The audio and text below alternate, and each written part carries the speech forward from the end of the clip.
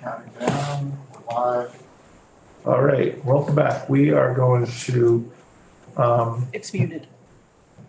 no, it's not. Okay.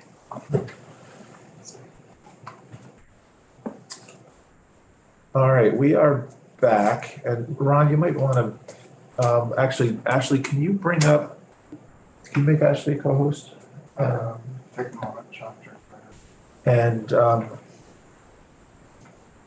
put up the spreadsheet that we're working off of for this conversation? Yes. Thank you. And so with us this morning, we have Hardy Merrill from Finance, is that right? That's correct. Morning, Chair Stevens. Hardy Merrill, Deputy Commissioner, Department of Finance and Management. Great. I won't put you in a position of asking, how's your boss? Busy at the moment, which is why I'm here to join you. So committee, this is kind of a very similar exercise to what we did with the BAA, with the exception of that what we're going to hear from today is the with the spreadsheet that we're putting up was provided to us from the Budget Committee, Appropriations. And it has a bunch of material on it. We do not have to respond to all of it.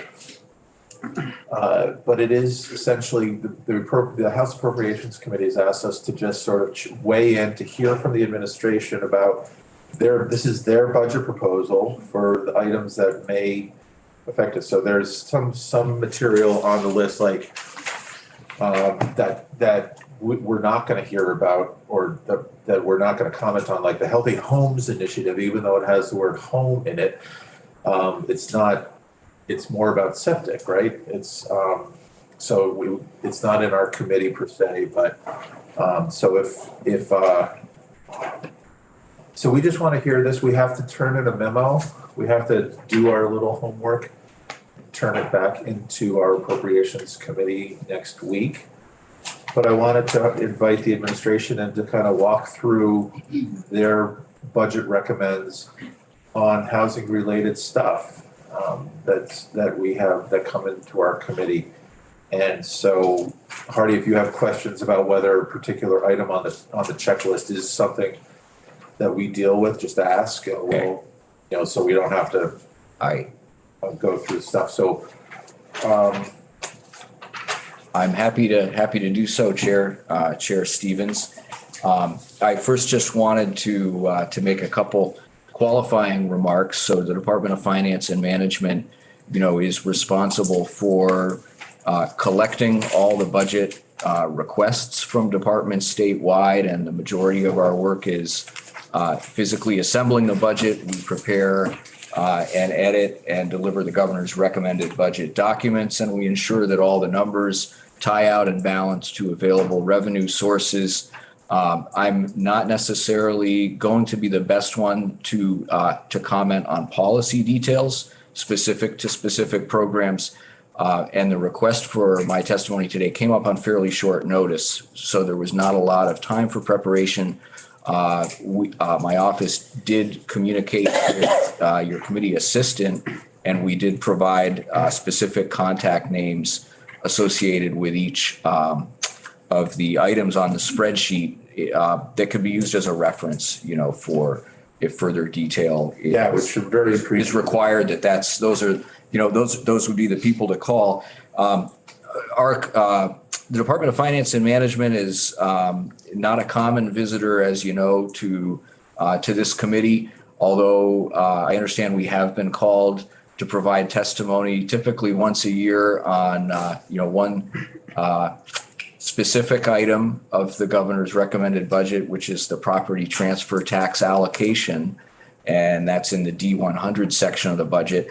I noticed actually that's the one item that's somewhat conspicuously absent from the spreadsheet, but since that is typically where the base appropriation of property transfer tax revenue is made to the Vermont Housing and Conservation Board, I thought it might be appropriate for me to pick up there and first address what the governor's recommended approach is to the property transfer tax. That would be great. Because that also ties in with one of the one times that is on the list, so. No, that would be very helpful because Okay. we've had the ongoing conversation about the property transfer tax and what's in the statutory Yep, requirements versus what notwithstanding provides for us. So, which is usually the conversation we have with finance about what constitutes that base plus. I expected it might be. So I have the budget language document in front of me. I realize that you may not. It is available online We have links to that. through on the JFO's website. Okay, so I'm on page 17 of the governor's recommended budget language document, which is where section D100 is situated. I think rather than read the language verbatim, I'll refer to subsection A2, which is where the appropriation from the Vermont Housing and Conservation Trust Fund is made to the Vermont Housing and Conservation Board.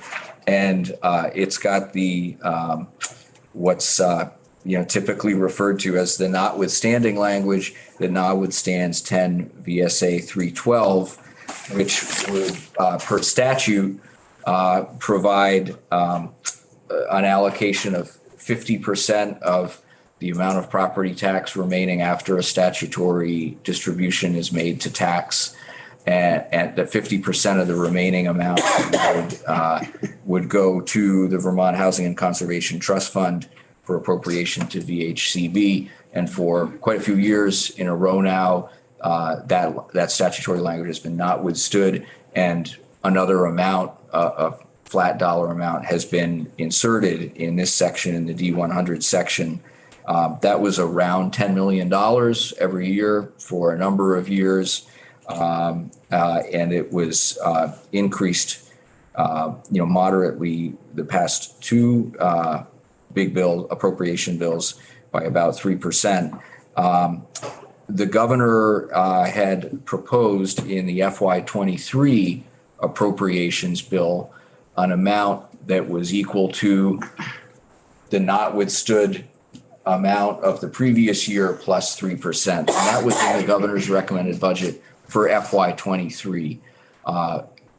When the governor's recommendation was received by the legislature and went through the appropriations bill process and was eventually enacted in June, the ultimate outcome was that the legislature had elected to add an amount of exactly $10 million to the governor's recommended amount.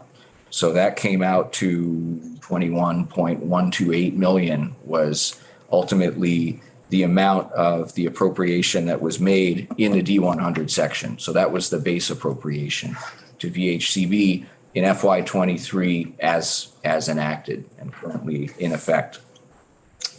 In the governor's recommended budget, the administration has taken a step back to its recommendation that was made for FY23 and gone with the amount that was recommended for FY23, added 3% to that amount, which is in keeping with the administration's guidelines, for the executive branch of trying to maintain a 3% base appropriation increase as a target in budget instructions. And so the amount that equates to in the governor's recommended budget for FY24 is $11.462 million. And so that's what's in D100 as the base appropriation. That, of course, would be substantially less than the FY23 year base appropriation that VHCB received. The administration did not want to see a net decrease in the amount of funding that would be received by VHCB. However, rather than have it baked into the base appropriation, the administration's approach was to return to that, a 3% increase of that somewhat historically consistent level. And that's the about $11.5 million. And then in the B1100 section, the section for one-time appropriations, the administration proposes a $10 million one-time appropriation to VHCB. And that's one of the items listed on the second page of our spreadsheet where it says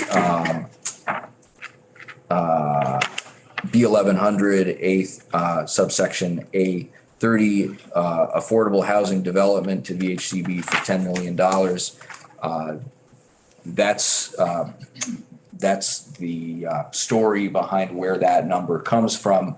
I'll add there's one additional, I guess, unique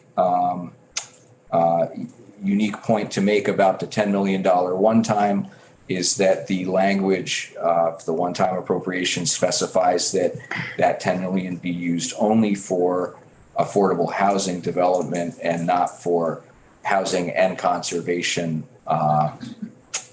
purposes, which is which would be the statutory purpose for these investments. So I'll take a pause there. I imagine there might be a couple questions. Representative Parsons? Thank you. What would the statutory property transfer tax be? If it was performed according to the statutory function without the notwithstanding language, we're looking at 29.35 million would be the amount. Okay, so we're about So there's half. there's a delta. We're at 21, about 21 and a half. So that's the delta. Yep. Okay. Where, and this might be a very simplistic way of looking at it.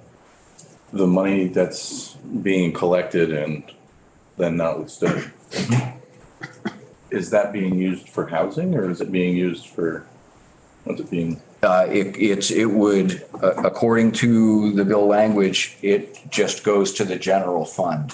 So it would be one of the revenue sources to the general fund would be, in addition to the economists, consensus revenue forecast, and then addition to a number of other miscellaneous things like direct applications of surplus from the liquor fund and from the Department of Financial Regulation. There would be another line for the amount that is coming from the notwithstanding of the property transfer tax language in D100.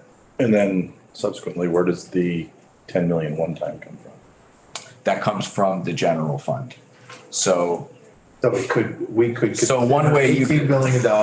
So that goes one way to the you general could, fund. one way you could look at it is the 7 going over and then coming back as with 10.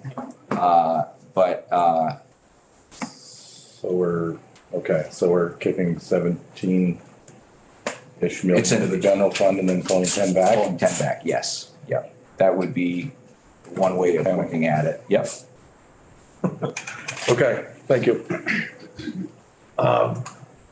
I'll just add another comment about the, the property transfer tax model and why the administration was recommending getting away from the larger base appropriation of the property transfer tax. And that's due to the fact that the property transfer tax is actually a revenue source that's been in decline. It's one of the very few sources that for a couple of years now, the consensus economist forecasts have actually been downgrading that item, where most have tended to be upgraded and resulted in these amounts of surplus general fund, for example, to then be used for one-time purposes, but the property transfer tax has actually been going downward. So taking a declining revenue source and trying to lean on it more heavily as a base source for people that do, I guess, what we do in finance and management, we say that doesn't look like a good idea. So that's part of what informed the strategy in D100. Okay, one last in this section. What was VHCB's total last year appropriation? So from all sources. Yeah. I wish I wish I had a little more time to prepare because I probably could have anticipated that question.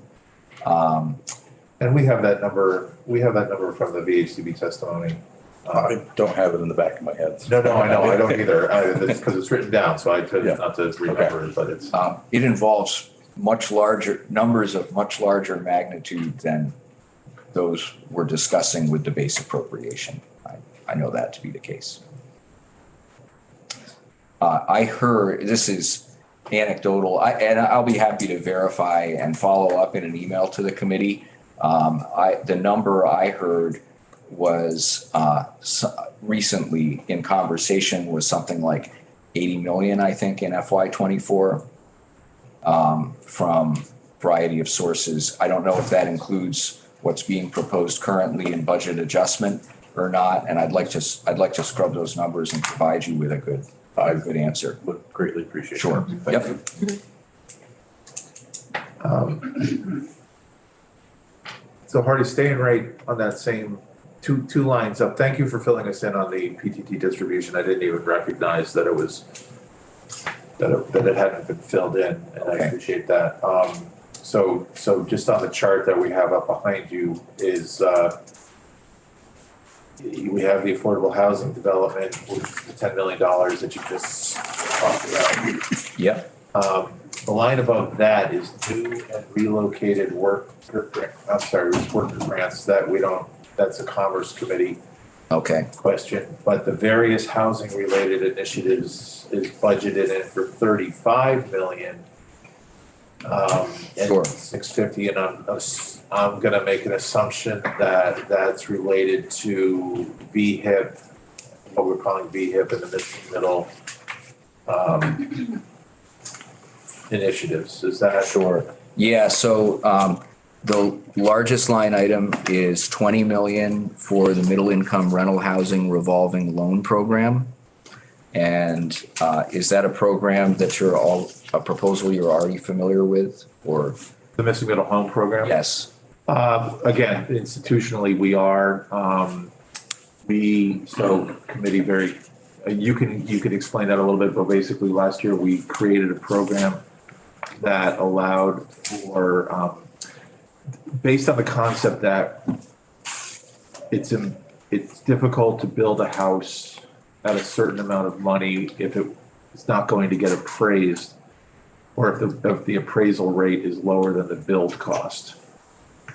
And so this was a program that's apparently just going into effect where we provided money through VHFA to provide developers with money to make those numbers match. So that's, and it's been open. There's a EAA request coming from the Senate, which is different than what we worked on.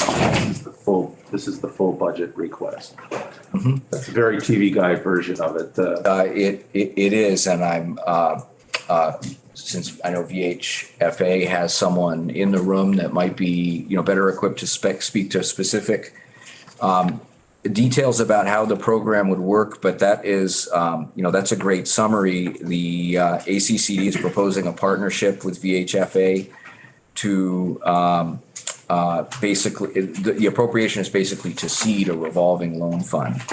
And ACCD has identified that there really isn't a program exactly like this. This would be a new program filling a gap that currently exists.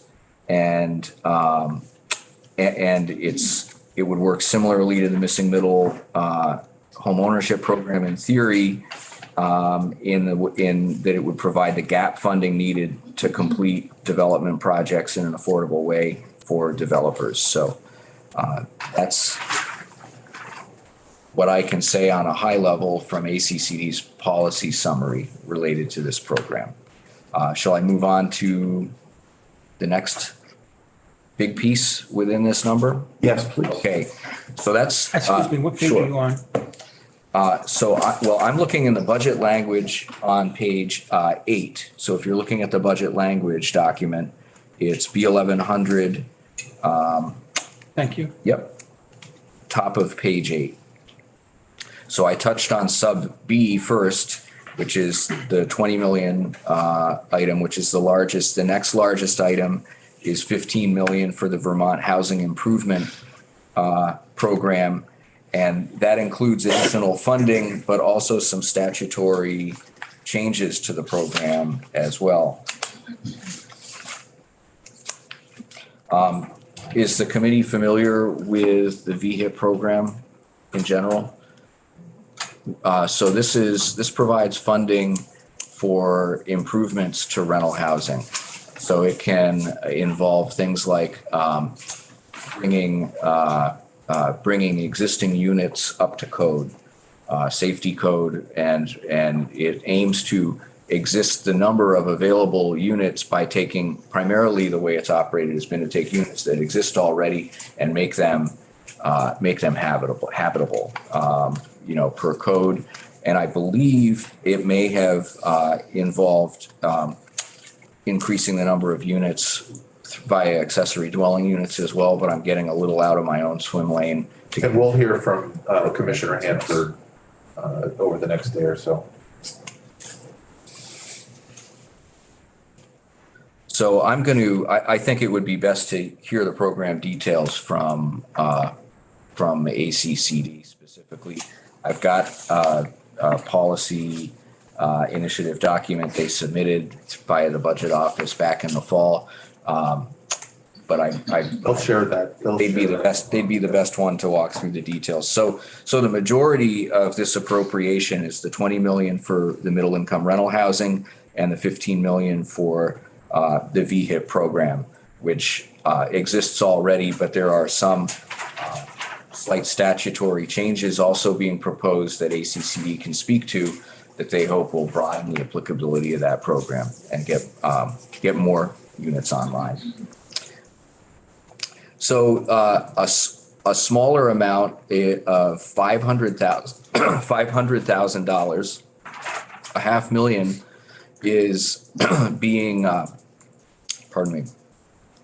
being appropriated for municipal bylaw modernization grants. Municipal bylaw modernization grants are established in current statute in 24 VSA 4307. And in reading that statute, we found that it permits additional funding to be appropriated to this program which exists to provide grant assistance to municipalities for updating zoning and bylaws. The purpose for proposing this appropriation by the administration is to give municipalities help to reflect the changes that may be required in municipal zoning by legislation that's currently pending.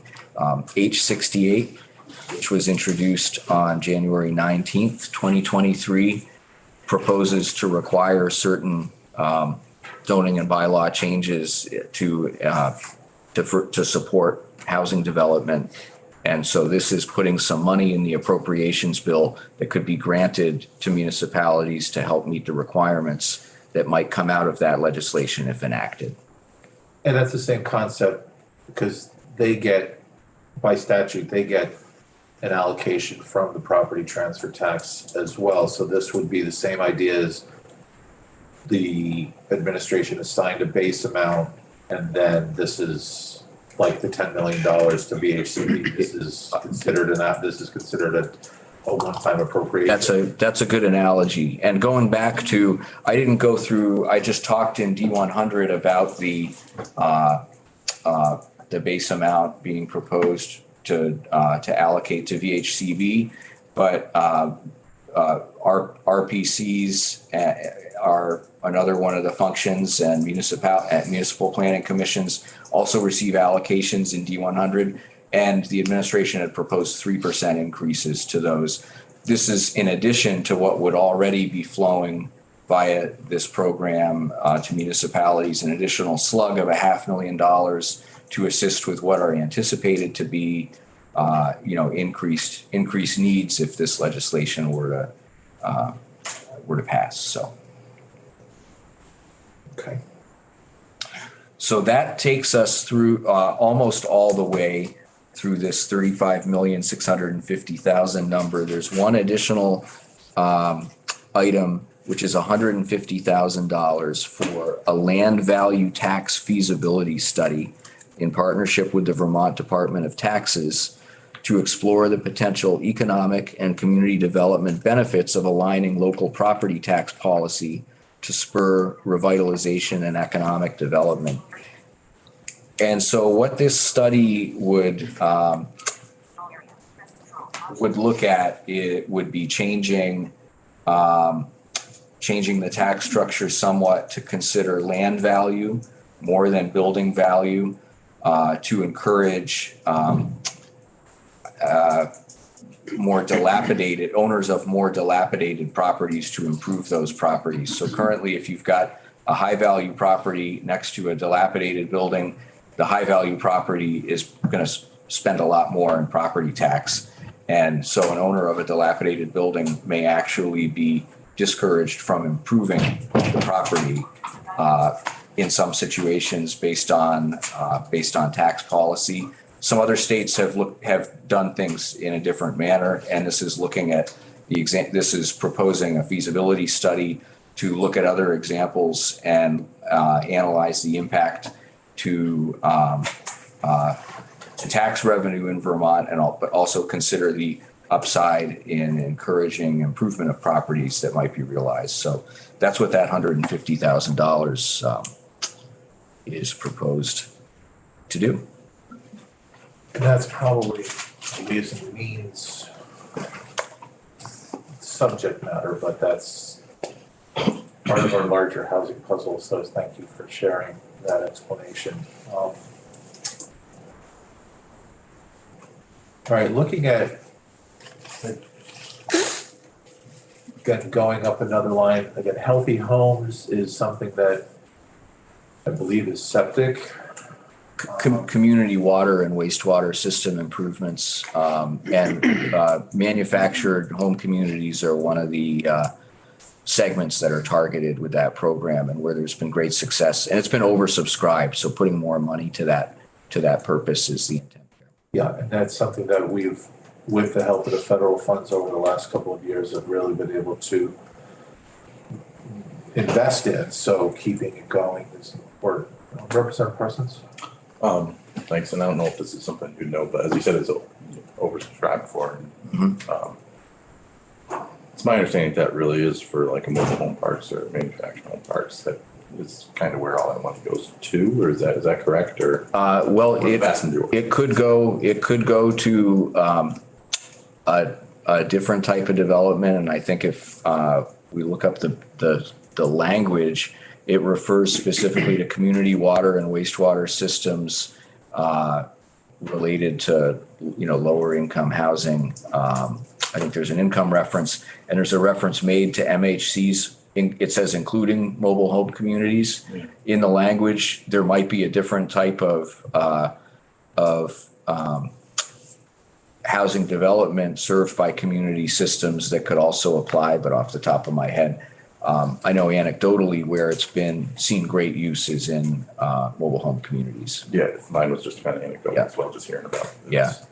And this is, I can explain from, I see things more from the standpoint of budget development and how we put numbers together and put the budget together than from the policy development side of things.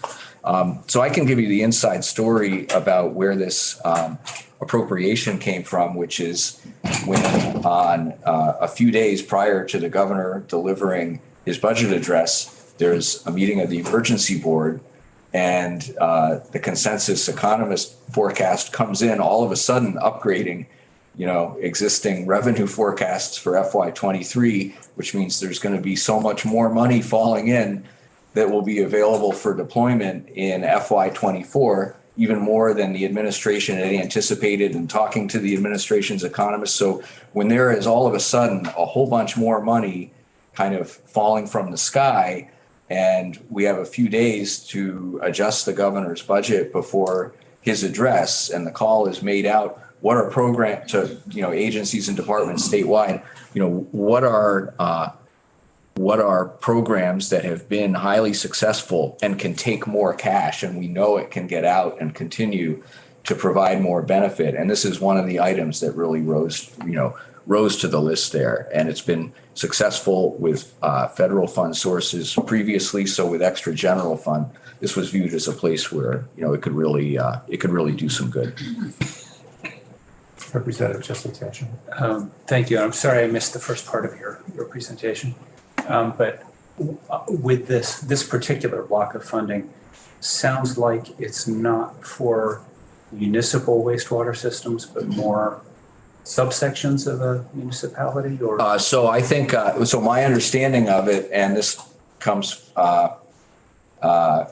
from not my role within the administration, but having done stuff in life before. So it's community water and wastewater systems that are, I don't believe are municipal systems, but you have oftentimes in a let's say a subdivision or a development will be created, and it's not served by a municipal system, but it will involve a common leach field, for instance. Right. And so all the homes are connected to a common leach field, and they probably have a homeowners association that then pays for the upkeep of that system. And there might be also a system of common wells or multiple wells that feed this development. But it's actually a private system, but it's considered a community system if it serves more than one owner. That's the distinction I was looking for. Okay. No, I appreciate I think we all appreciate when we see revenues come in much higher at budget time. Can you spend a couple of minutes before we go to the next thing and I would just want to have a conversation about the difference between doing what you did here, which was identifying a successful program where money could be used immediately in a one-time way. However, drawing the line between one-time monies and creating existing programs, which I know the governor has mentioned many times, and we all do the weird thing about the pandemic is how much money has been passed through the budgeting process in the last 3 years. Right. As opposed to what we considered before that, which was austerity budgeting, which was, there's a difference between budgeting to a number, saying this is all we have, so we have to fit every piece into that, or budgeting to a need. There's tension in between those two things, but for at least the 15 years I've been serving, it's been budgeting to a number. But here we are with a budget surplus that you could spend 5 times over. You can oversubscribe the requests on that money, and I'm sure we have. But this was a case of continuing one-time money, right, for this program. Is that a right way to put it? Rather than creating a program that's baked into the budget every year? It's exactly correct. Because even though there was a lot of one-time money already dedicated to this program, the need was shown to still clearly outstrip the available funds. So more funds are being allocated. However, it's considered one-time because there's a finite number of community water and wastewater systems in the state that have problems. So that's not a growing need that's needed as a base budget that we need to keep putting money to every year in the base budget in perpetuity. It was a perfect example of a good place to put one-time surplus and hopefully get us closer to eliminating that need, altogether. The administration in particular has tried to prioritize investment of the one-time funds in infrastructure as opposed to programs that could create ongoing need for subscription. Some programs, it could be argued actually create demand and could create an ongoing demand for more funds in the future. And that's a challenge the administration hopes to hopes to avoid encouraging that tendency, because we don't anticipate the revenue surpluses to go on forever. The other flip side of that too is, and I'm not arguing at all, just like in this well-rounded conversation, it's like, okay, well, here's $10 million. That will take care of this project and this project and this project. So you have a finite success, which could engender the, why not us?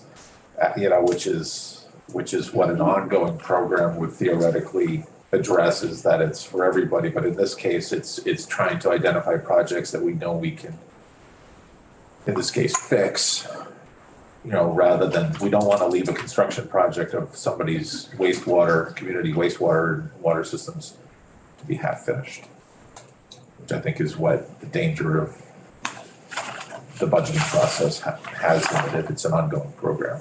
Sure, and that's a great point. And on this subject that I realize isn't typically within the this committee's jurisdiction, but it's fun to talk about different things for a change, I suppose.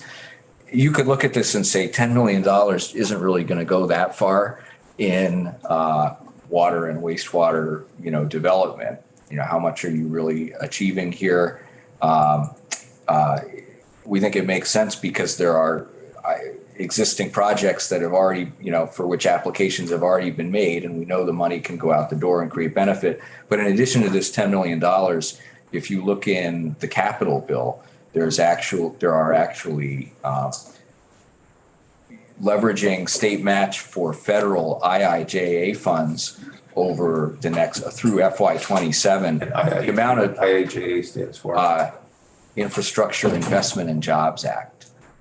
So we're proposing in the capital bill to dedicate general fund and set it aside to provide all the state match required to leverage all the available federal funds available through FY27 to take advantage of for the clean water and drinking water revolving loan fund programs, which do the same kind of thing that we're talking about here, although those are loans. This is grant money just going out the door. And this is really tailored to communities that really couldn't even come up with a loan would be more challenging for their financial proposition. So this is specifically targeted, but for community water and wastewater in general, the amount of money that stands to be spent in the state, if we reserve the match to guarantee pulling down all the federal funds through FY27 is, I don't have the number on the top of my head right now, but it's an enormous number that we think is hugely important to prioritize,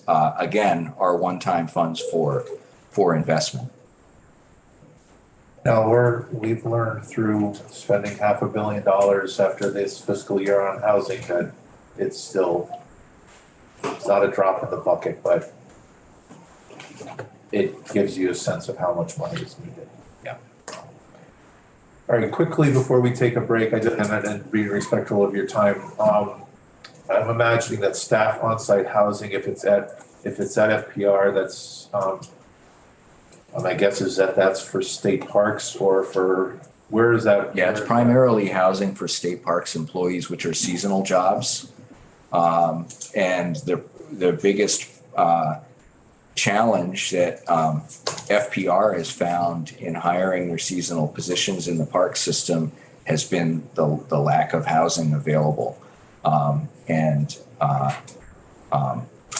I mean, we know there's workforce hiring challenges in, all sectors in the state, although there are a lot of people that would, particularly younger people that would like to take these jobs and work on a seasonal basis, but can't simply because there's not housing for them. I was impressed by FPR's presentation on this in terms of how much they thought they could do in terms of creating numbers of units with such a small amount of dollars. You just gotta buy a sawmill, right? And you know what they're actually doing, Chair Stevens, a lot of it is taking existing buildings that already exist and putting up partition walls so that instead of having something that's essentially like a big ranch house at Branbury State Park on Lake Dunmore that can, house a couple, let's say, in one large bedroom and that's it. Partition walls, smaller bedrooms, so take an existing floor plan, but make it something that now can be inhabited by 4 times as many staff members, for instance. So they're doing a lot of looking at existing properties that are already owned and what can we do creatively to make it suitable for housing a greater number of seasonal staff. They're also looking at doing things that are unique, like RV hookups to existing water and wastewater facilities, so that people, like these giant kind of Sprinter vans that we saw a lot of people coming into Vermont with, especially in the pandemic, and a lot of them are still around. There are people who move around kind of on a transient basis, living out of their vans and just need a place to plug in, and that actually opens up a potential segment of job seekers for your seasonal employment and some other creative approaches. So yeah, I was impressed just by they could speak more to the details, but in terms of like number of units per dollar, this was the most successful program by that metric I'd seen anywhere. So I thought that was something that impressed us. Okay, and last one for you for today, Marty, is the Clean Heat Homes program. You're just gonna give us a quick, that's, what is that? 821C? You're looking at it. Yeah, so Optometrist's office. So this $5 million program, I'm going to flip to the language section, which is E700 of the budget, language, page 45, next to the last page of the budget language document. So